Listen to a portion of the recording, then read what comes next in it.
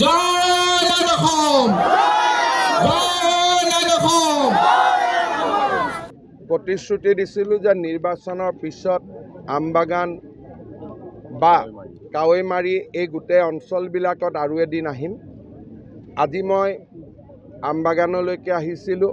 সকলোৱে লগ হৈ আমাৰ আমবাগান লাওখোৱা এই বৃহত্তৰ অঞ্চলৰ ৰাইজক চামগুৰি সমষ্টিত আমাৰ দলৰ প্ৰাৰ্থী ডিপ্লুৰঞ্জন শৰ্মাক বিজয়ী কৰাৰ বাবে ধন্যবাদ জনালোঁ আৰু এই সমষ্টিটোৰ উন্নয়নৰ বাবে আকৌ এবাৰ প্ৰতিশ্ৰুতি আগবঢ়ালোঁ।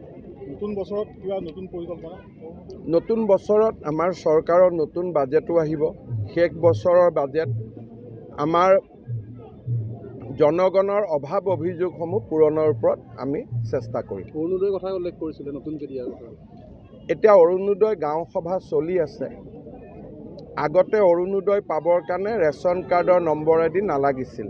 তাৰ কাৰণে এখন ঘৰতে 3টা 4টা বহুত মানুহে অৰুণোদয় পোৱা নাছিল।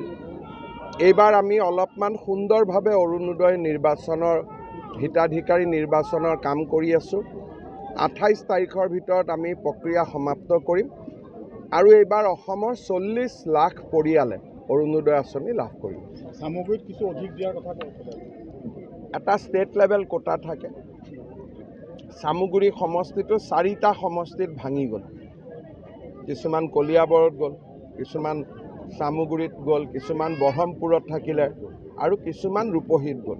গতিকে গোটেইখিনি সমষ্টিৰ পৰা যদি আমি অলপ অলপকৈ লৈ লওঁ, চামগুৰিৰ কাৰণে বাঢ়ি যাব। প্ৰতিশ্ৰুতি দিছিলোঁ যে নিৰ্বাচনৰ পিছত আমবাগান বা কাৱৈমাৰী এই গোটেই অঞ্চলবিলাকত আৰু এদিন আহিম। আজি মই আমবাগানলৈকে আহিছিলোঁ। সকলোৱে লগ হৈ আমাৰ আমবাগান লাওখোৱা এই বৃহত্তৰ অঞ্চলৰ ৰাইজক চামগুৰি সমষ্টিত আমাৰ দলৰ প্ৰাৰ্থী ডিপ্লুৰঞ্জন শৰ্মাক বিজয়ী কৰাৰ বাবে ধন্যবাদ জনালোঁ আৰু এই সমষ্টিটোৰ উন্নয়নৰ বাবে আকৌ এবাৰ প্ৰতিশ্ৰুতি আগবঢ়ালোঁ। যিকোনো খবৰৰ বাবে যোগাযোগ কৰক 7099017330 লগতে 7099017110 নম্বৰত।